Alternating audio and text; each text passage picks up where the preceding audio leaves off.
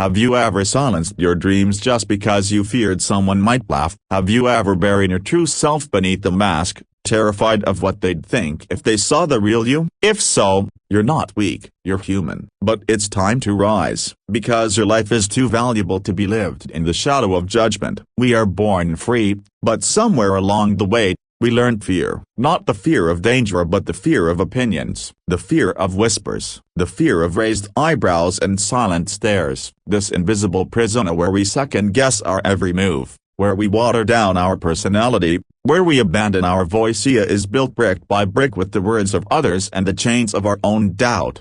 And yet, here's a truth few dare to say: what others think of you is none of your concern. Their judgment is their reflection, not your reality. True freedom begins the day you no longer beg for approval. Judgment reflects them, not you. Every day, we walk through a world saturated with opinions, as some whispered, some shouted, some wrapped in smiles, others laced with venom. From the moment we step into public view, someone somewhere is forming a judgment about our clothes, our choices, our voice, our silence. And often, those judgments feel like attacks, like arrows aimed at the softest parts of who we are. But the truth, the deep, liberating truth, is that those judgments don't truly belong to us. They reflect the mind of the one judging, not the heart of the one being judged. People judge based on their own lens of reality, and that lens, it's tinted with years of fear, pain, belief systems, insecurity, ego, and cultural conditioning. When someone scoffs at your ambition, it's often because they gave up on theirs. When someone mocks your vulnerability, it's because they're terrified of being seen. When someone criticizes your dreams, it's because they've forgotten how to chase their own. Think about it.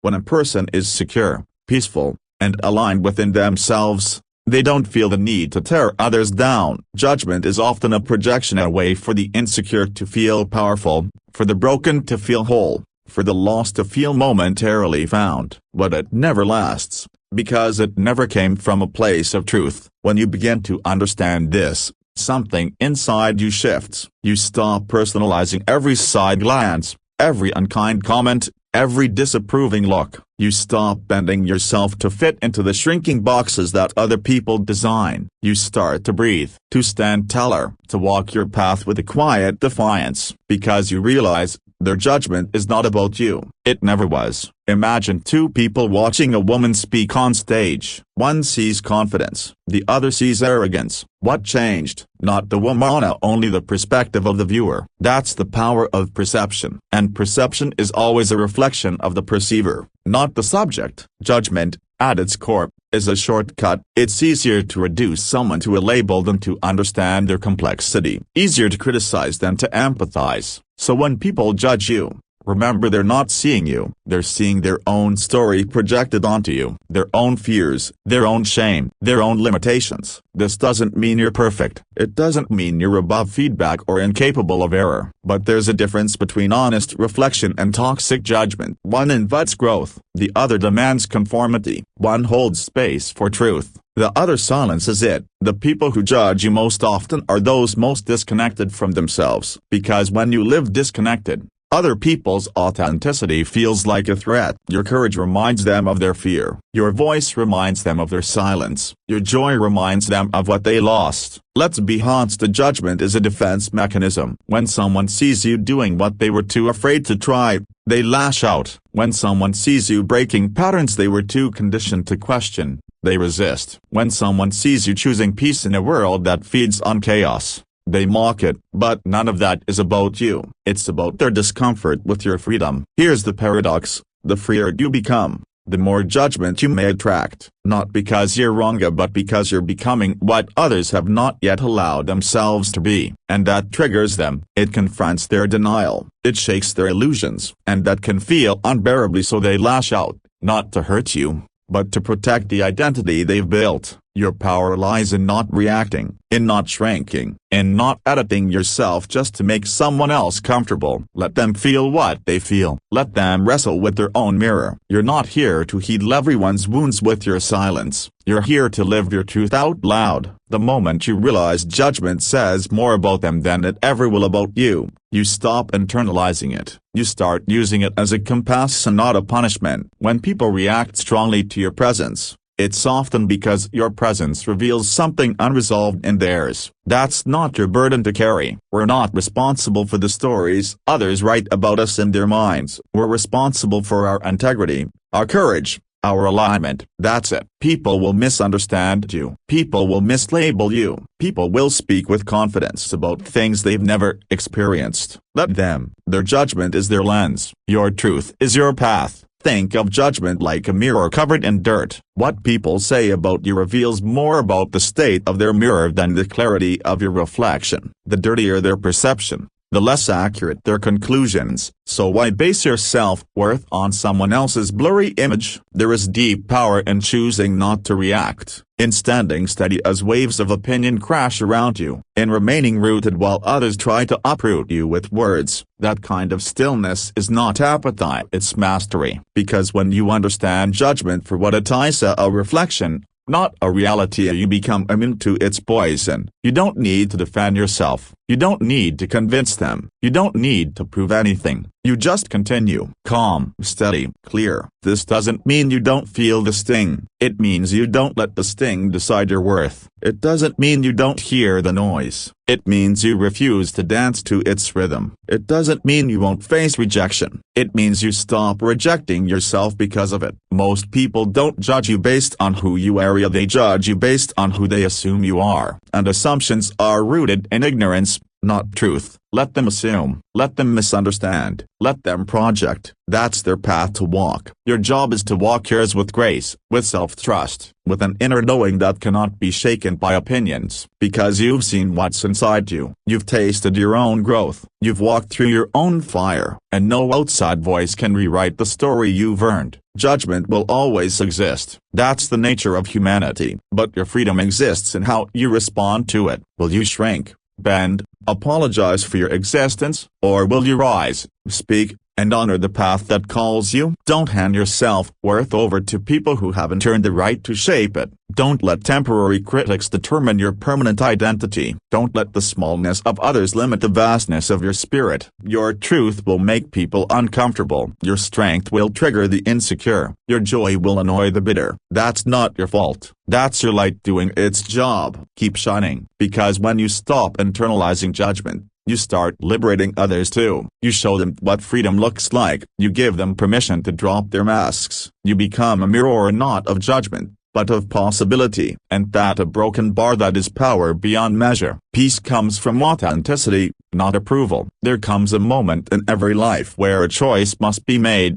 Live for approval or live in truth. One path is loud and crowded, filled with applause, validation, and the illusion of belonging. The other is quieter, often lonelier, but filled with something far more valuably inner peace. This peace doesn't come from being liked. It doesn't come from being praised. It comes from the quiet alignment of who you are on the inside matching what the world sees on the outside. That is authenticity. And that is where true peace lies. We are raised in a world that teaches us to chase approval. From childhood, we're rewarded for behaving the way others expect. Smile for the camera. Say thank you. Don't be too loud. Be polite. Be agreeable. Be what they want. The lesson is subtle but powerful. Acceptance is earned through performance. And so, we learn to wear masks. Some are polite. Some are tough. Some are charming. But all are worn to win love that feels conditional. Over time, we begin to believe that our worth is based on how well we play the role. And the tragedy is that we become strangers to ourselves. We lose touch with our real voice because we're so busy speaking in ways that keep others comfortable. We suppress our needs,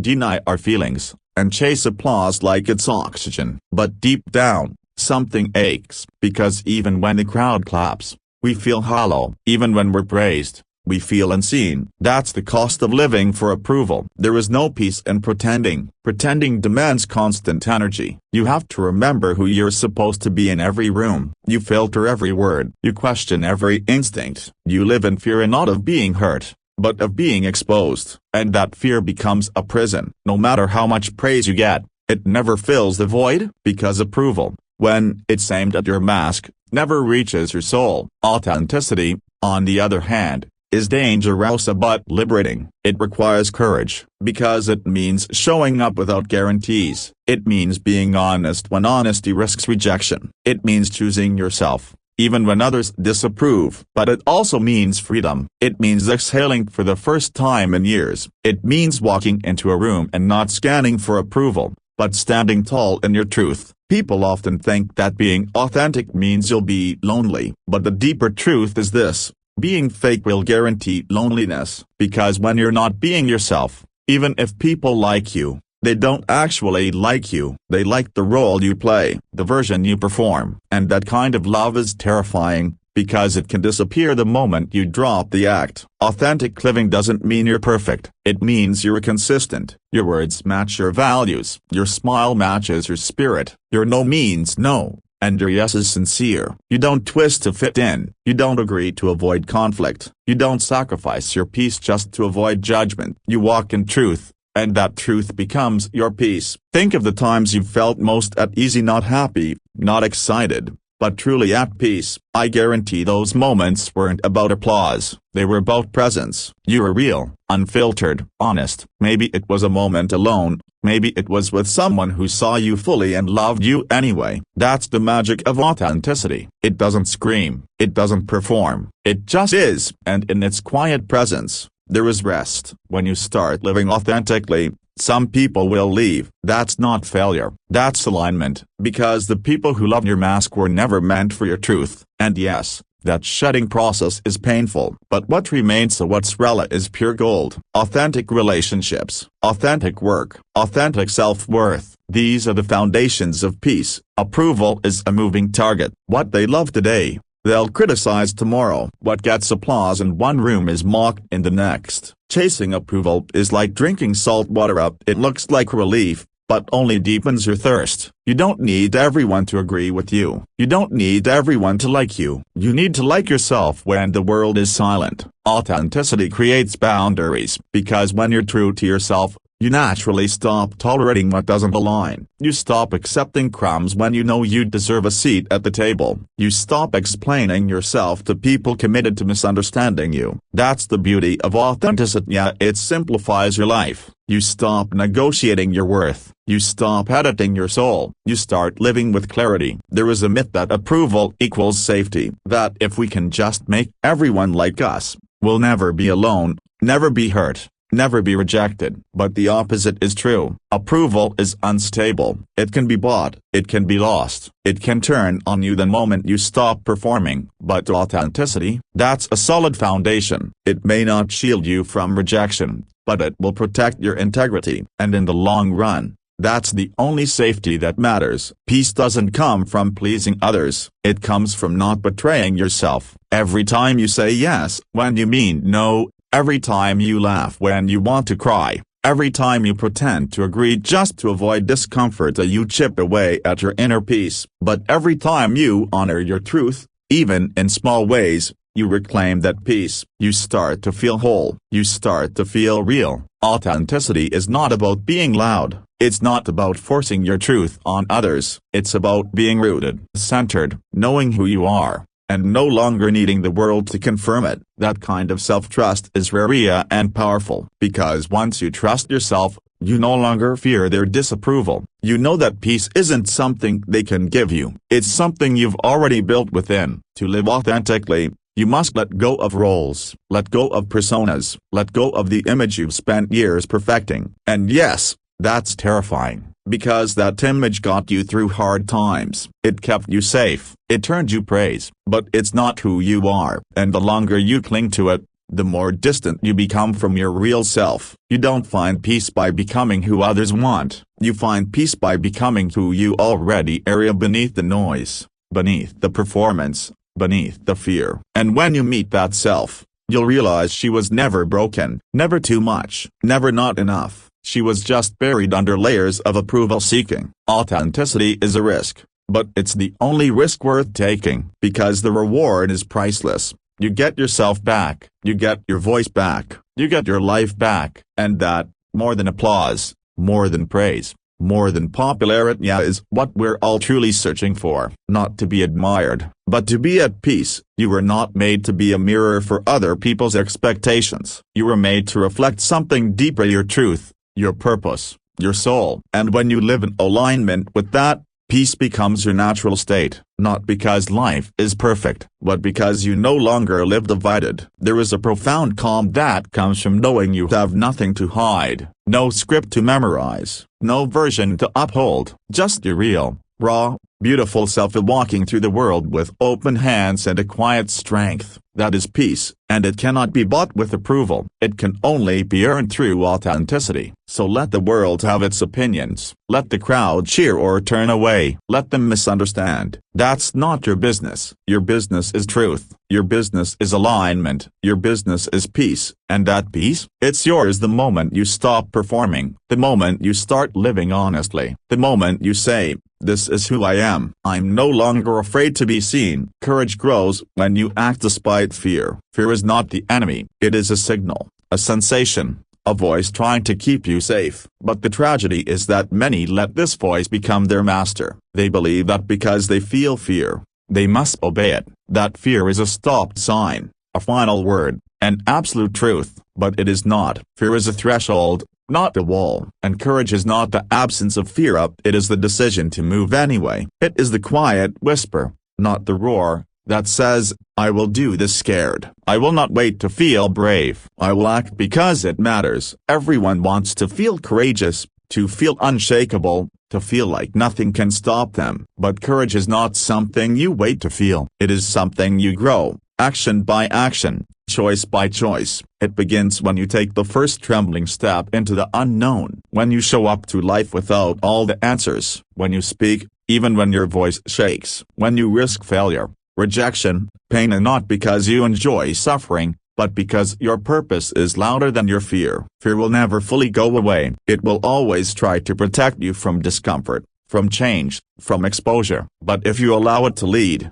you will never leave the familiar. You will stay in places that feel safe but are quietly killing your potential. You will keep relationships, jobs, and habits that do not serve you. And the worst part is that the longer you obey fear, the more convincing it becomes. It whispers that playing small is wise, that dreaming is dangerous, that growth is unsafe. But these are lies dressed in logic. The truth is that fear often shows up right before a breakthrough. It tightens its grip when you are about to evolve. And that's why the moments of greatest fear can become the moments of greatest transformation if you act, if you step, if you move. Not with certainty, but with trust. Not with confidence, but with commitment. That's where courage lives in the doing, not the waiting. Think of the first time you did something that terrified you. Maybe it was speaking up, maybe it was walking away, maybe it was starting over. You didn't feel brave in the beginning. You felt terrified, but you did it anyway. And afterward,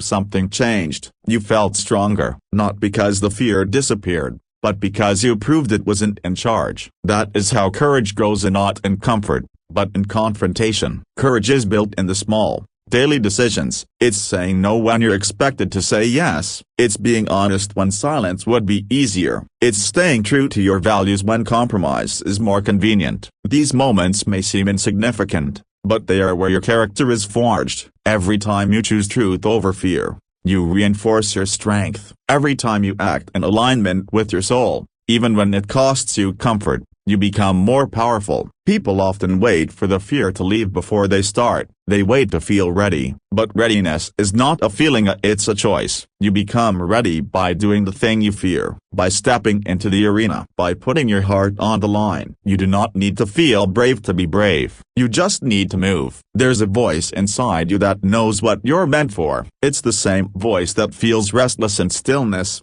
that burns with longing in quiet moments, that takes for something more. That voice is calling you forward, but fear will always try to silence it. It will point to your past, your failures, your flaws. It will convince you that you are not enough. But that voice of truth, that whisper of courage, it never leaves. It's patient, it's persistent, and when you start listening to it, your life begins to change. You cannot grow without risk. You cannot evolve without uncertainty. You cannot become who you are meant to be by staying where you are. Fear will always be part of the journey, but it doesn't have to be the driver. You can feel afraid and still take action. You can feel anxious and still move forward. You can feel uncertain and still begin. That is courage, not the absence of fear, but the refusal to let fear decide your fate. The world will try to sell you comfort as the goal, but comfort, when it becomes your master, leads to regret. It leads to a quiet life, a life of what-ifs and could-haves. Courage, on the other hand, leads to growth. It leads to freedom. It leads to peace, and not the shallow peace of avoidance, but the deep peace of integrity, the kind that says, I showed up, I gave my all, I did not let fear win. You will not feel courageous every day, but you don't need to. You only need to make one courageous decision at a time, and each time you do, you add to the foundation, brick by brick, choice by choice, until one day, you look back and realize you've built a life that fear no longer controls. Real courage isn't loud. It's not always heroic. Sometimes it's just getting out of bed when everything in you wants to give up. Sometimes it's choosing to love again after being broken. Sometimes it's forgiving yourself when shame tries to take over. These are acts of courage, too. Quiet, sacred, powerful. You will be tested. Life will challenge your courage again and again. But each test is an invitation to rise, to stretch, to expand. The more you say yes to that invitation,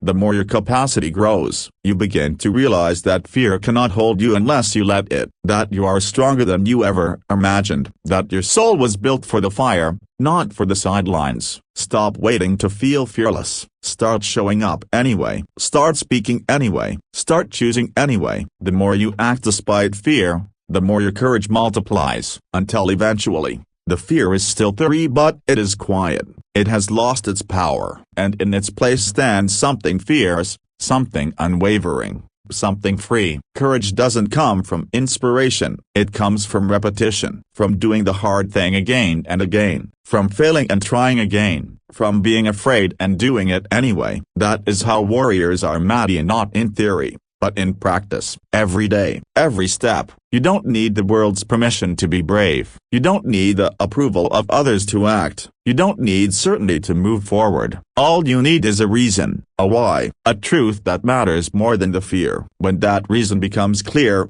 the fear may still be present, but it will no longer be persuasive. There is strength in showing up vulnerable, in admitting you're scared, in crying, trembling, doubting, and still choosing to stand. That kind of courage cannot be taught. It must be lived. It must be earned. And you earn it every time you refuse to let fear define you. When you act despite fear, you send a message to your soul. I trust you. I believe in you. I am with you. That inner trust builds resilience. It builds confidence. It builds power. Not power over others, but power over your own life. That is the greatest power there is. Let others stay in the shallow end, waiting for the fear to vanish. You were born for deeper waters. You were made to stretch, to rise, to leap. Let fear come along for the ride, but never let it drive. Your courage is your compass. Your truth is your anchor. Your steps are sacred even when they tremble. You don't become fearless. You become someone who no longer lets fear stop you. And that is a quiet revolution, a steady liberation, one brave act at a time. So, Arya stopped painting. She got a corporate job, wore great, laughed at the right moments. She was safe. She was acceptable. And slowly, she was dying inside. Years passed. One day, she stumbled upon an old canvas hidden in her attic, dusty, but alive. Her hands trembled as she touched it. She wept, not because it was beautiful, but because it reminded her of who she used to be before she feared the world's judgment. She began to paint again, at first in secret, then boldly. She shared her work not to be liked, but to be free. And the same people who once mocked her now called her brave. But by then, their words didn't matter, because she had found her peace not in their approval, but in her courage to be herself. Imagine standing at the end of your life, looking back. Will you be proud of the times you played it safe, or will you wish you had spoken louder, laughed harder, lived freer? Regret is the child of fear, but peace is the reward of authenticity. So rise, speak, be who you are, even when it's inconvenient, even when it's mocked, even when it's lonely, because in the end, The only voice that must believe in you is your own. And when you believe in yourself deeply enough, the world's judgment becomes a whisper you no longer hear. You were not put on this earth to live in fear. You were made to shine, so let them judge. Let them talk. And while they do, you live, you rise, you become untouchably, not because they stopped judging, but because you stopped caring. And that, my friend, is the moment you'll taste true freedom.